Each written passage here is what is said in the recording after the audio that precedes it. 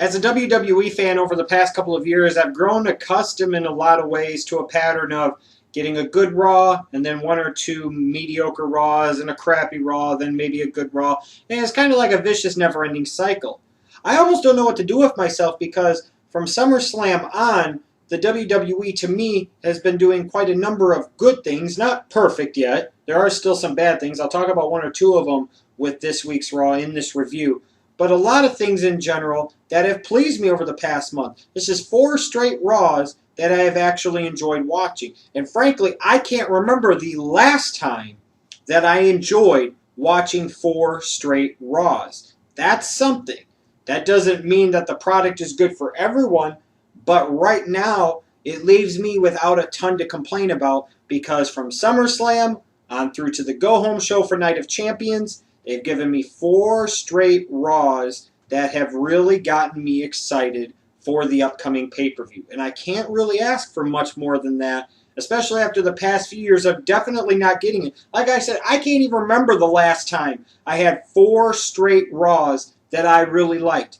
But this was the 4th straight Raw that I really liked, and there were some really good things on this show. Whenever I hear that Raw is going to be in Canada, I always get that feeling that the crowd is going to be better than the standard, typical Raw crowd. And usually Canadian crowds don't disappoint, and the one in Toronto this week certainly didn't. A very lively crowd. Just imagine if the crowds that went to the show every week acted like this. Imagine how much more fun the show would be for them going to view it live, and how much better it would be for us, the ones that are actually watching it on television. Just think about that for a second. So Raw this week starts off with the Cutting Edge. Edge makes an appearance. And it was good to see him with his Christian haircut and everything. But a very good opening segment. It really was. You got it where you've got Edge and Triple H really going back and forth at each other. You're tying into some history between Orton and Edge with Rated RKO. You incorporate Daniel Bryan into it. The battle in particular on the mic between Edge and Triple H was gold. I mean, when you want to talk about ego versus ego, now you can't out-ego Triple H. I mean, even I wouldn't try to do that. As monstrous of an ego as I have, I can't even out-ego God. Now, Hulk Hogan can, but that's a whole different level, brother. That's even above God, and I realize you're wondering if that even possible. Yes, it is. The bottom line is this segment was very, very good.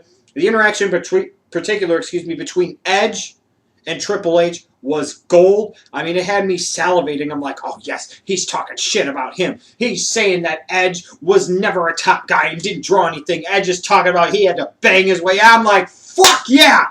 This is the type of shit that I like. Making it real, baby. Hell yeah. And it generates more interest and excitement for Night of Champions. Also gets more heel heat on the heels. Triple H, Randy Orton, The Shield, because they take out Christian. This shit was really good. I thought this was a great way to kick off Raw. Very good opening segment. Smokey, Mommy said I could be in here. Man, I don't give a fuck what Mommy said. Yeah, the only reason I'm even watching you right now and dog sitting is because I got paid in tuna. Yeah, otherwise there's some bullshit. You tell Mommy exactly what the fuck I'm about to say. I don't give a shit. Ain't no dogs getting in deuces and fours, period. Let's have a slumber party, Smokey. Man, get the fuck out of here with that slumber party bullshit. I'm gonna do to you what Garfield used to do to Normal, ship your ass off. But I'm not gonna send you to no Abu Dhabi. Yeah, there's far more depressing and smelly places than that. I'm gonna ship your ass to Cleveland, Ohio, motherfucker. And by the way, hello ladies, where the fuck is Mark motherfucking Henry? And where the hell Sheamus at? Ain't a whole lot of reason for Smokey to watch WWE right now. You get the fuck out of here, Summer. I don't care. Tell Mommy. I got something for her. Another thing I really liked on this week's Raw was everything that they did basically with Paul Heyman. Even though the crowd at one point in time chanted this was awkward, I don't care. I'm not that crowd. To me, it wasn't awkward. I love it. This storyline between Paul Heyman and CM Punk, to me, represents, if nothing else, an old school type of storyline to the point where they have built this into a semi-monster in that the people are actually foaming at the mouth and eagerly anticipating that moment at Night of Champions when CM Punk is actually legitimately 100% going to be able to get his hands on Paul Heyman. They've done a wonderful job of building up the anticipation for this and the excitement for this and making it feel kind of old school in that way. This is how it's supposed to be. You know, the heel keeps getting away, and you keep building up that baby face, getting them closer and closer to that point of redemption where you're teasing everybody's tits in the audience, and then you pull off and you make them wait a little longer, and then you finally give it to them, and it's like, holy shit!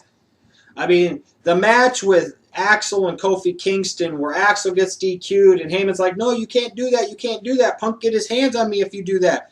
You know, that's setting up a potential weakness there. Another avenue for CM Punk to be able to get his hands on Paul Heyman. The whole water spot in the back where they've got Heyman faking an injury. Says he doesn't trust the socialized Canadian healthcare. He brought his own Jewish doctor. Fucking A, right. Doctor whatever the fuck's his name. Leibowitz, who cares? It doesn't matter. This shit was gold.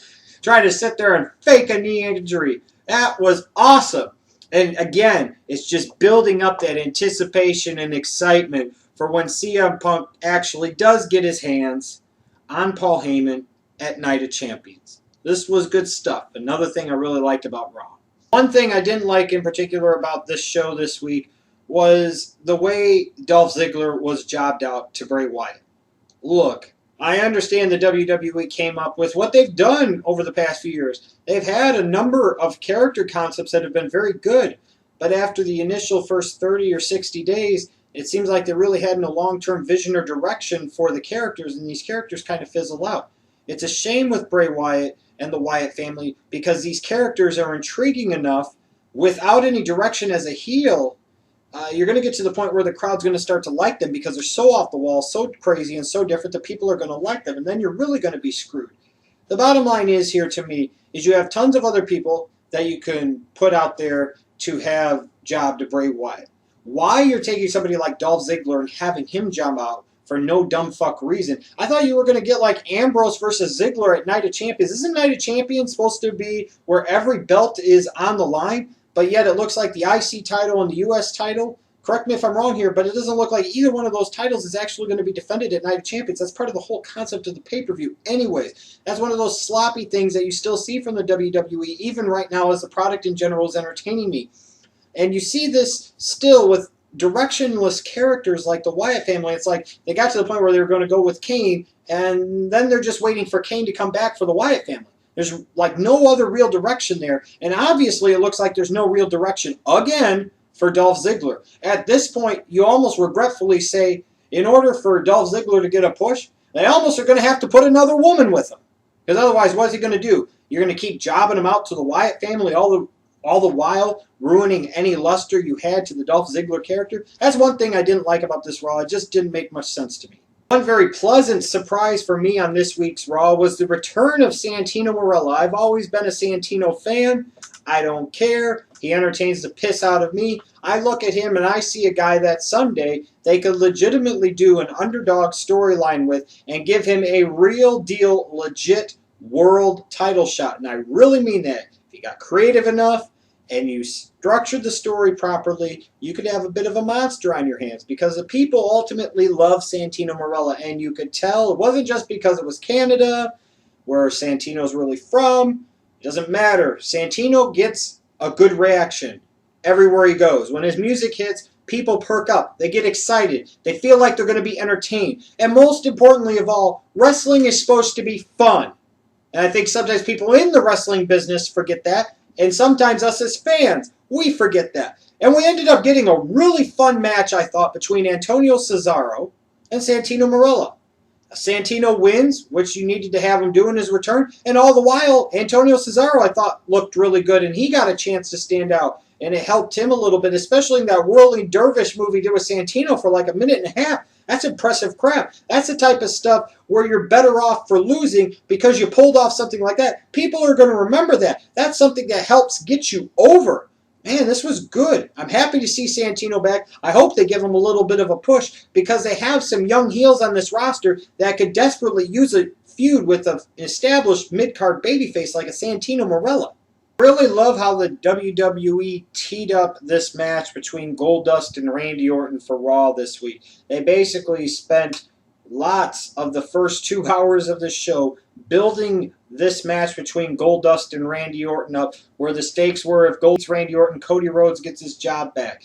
It doesn't matter if you really thought that was going to happen. You probably didn't think it had much of a chance of happening. It didn't really matter. It was the way they served this up on a tee. It was like they were trying to push Goldust like it was a big deal. They were giving you reminders of who Goldust was, reminding you of the entertaining things he's done over the years, reminding you of his impact on the WWE, and reminding you of the fact that you need to at least take this guy somewhat seriously as a credible opponent, at the very least, for somebody the caliber of Randall Keith Orton. Now, of course, he wasn't going to beat Mr. RKO, and nor should he.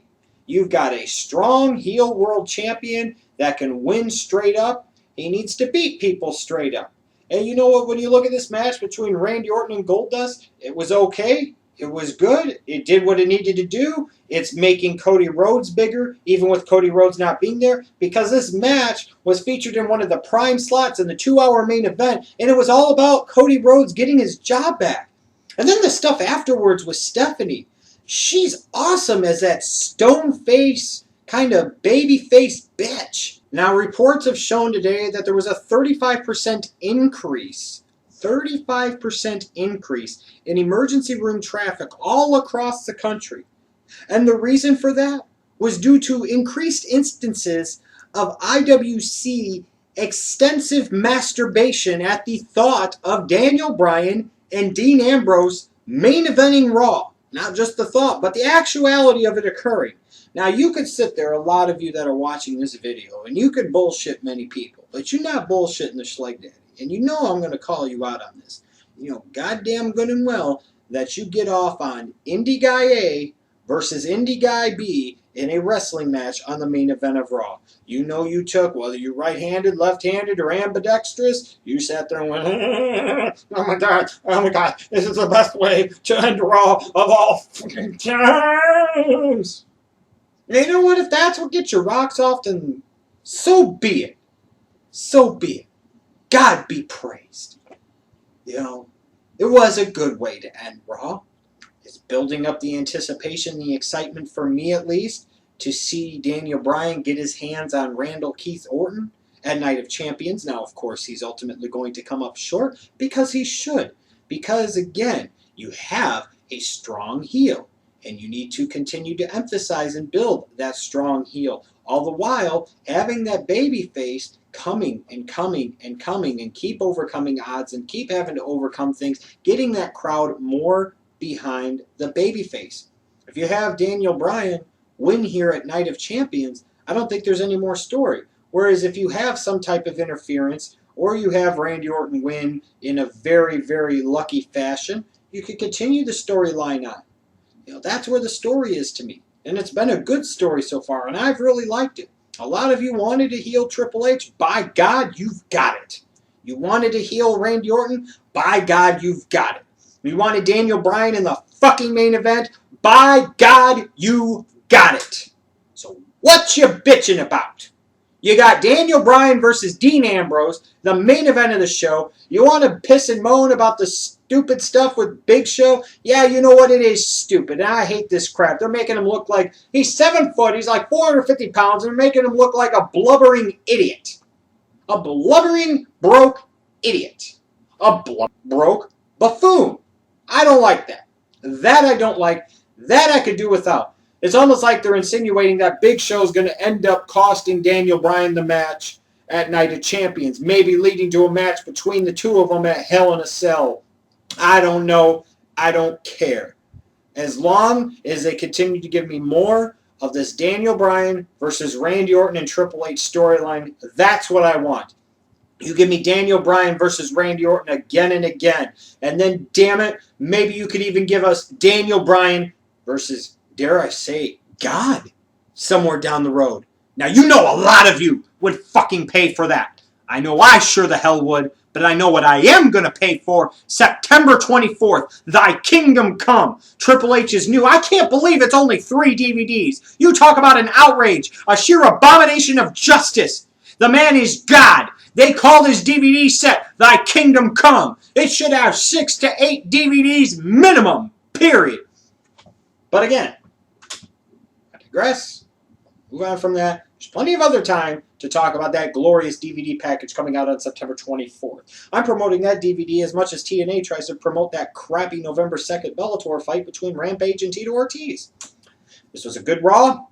Like I said, it got me excited for Night of Champions. It was the 4th Raw in a row that I generally enjoy. I hope the WWE keeps this up. It's making me just a little bit more proud of myself for sticking with this company and being a wrestling fan. I hope they really don't let me down, because they're doing a lot of good right now, and they've given me a lot of what I wanted. Praise God, and long live Randy Orton.